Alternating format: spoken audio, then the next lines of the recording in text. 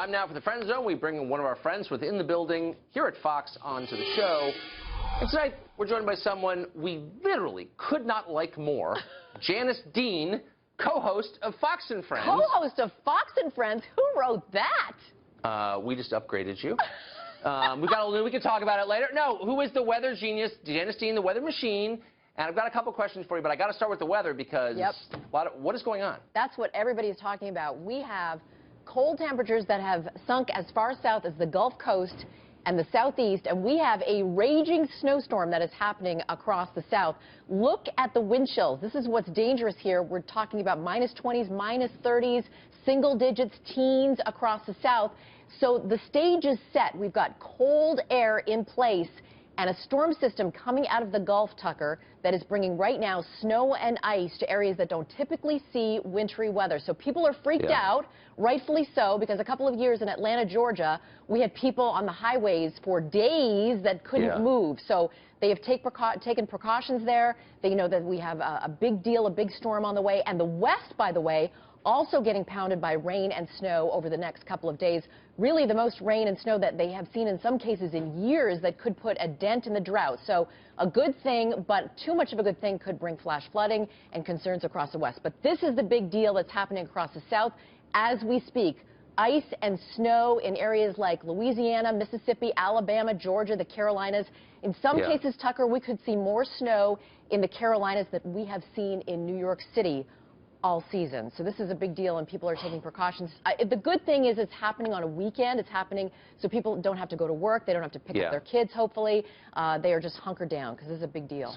One of those years when anything can happen, including when it snows more in Charleston than Manhattan. So we worked together for a number of years. I feel like I know a lot about you, Janice Dean, and it's all good. But until our reporters returned with their forensic background report they did on you, I didn't know that you were a comedian professionally at one point. No. I was never a comedian. Now, they have these things in New York and D.C. where you are the funniest reporter. You audition or you do the... There it is. They actually have videotape. We have the tape. Oh, my gosh. It was at the Comic Strip here in New York City, and I won first prize, Tucker, if you can believe it. I talked about things.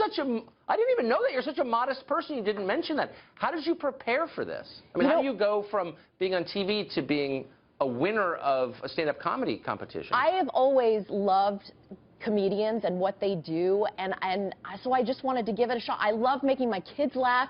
You know, on Fox and Friends, I love to make the audience laugh as well.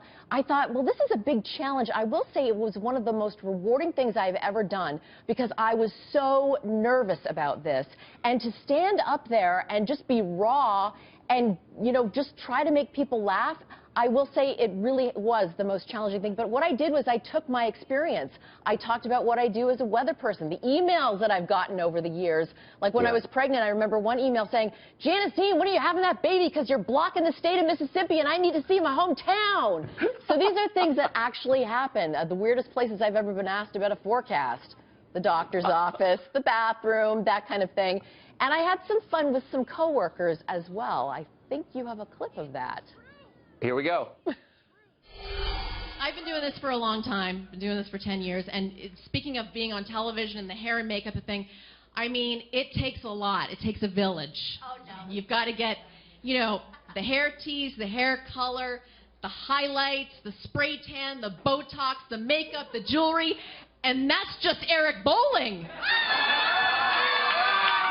I'm so sorry, Eric Bowling. I've seen Bowling in and out of makeup in under a minute, but that's fantastic. Like that. You know, I was going to say Geraldo. It was a toss-up between Geraldo and Eric Bowling.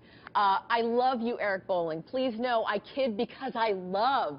But anyway, it was a challenging thing, and to make people laugh. I mean, I understand the rush the performers get, comedians get. But, you know, working with comedians, they'll say one night you'll have a great routine, and then the next night you'll do the same routine and you won't get any laughs. So, you know, hats off to people who do that. I don't think I'll be doing it again, but I'm so glad I have the trophy in my office. That is fantastic. I wish I'd been there. Janice Dean, peeling back layers of the onion, and it gets sweeter as you get closer to the core. Thank you, by the way, congratulations to 9 o'clock. Thank you. I'm so proud of you. I hope you'll stay up late enough to come on again. Of course I will.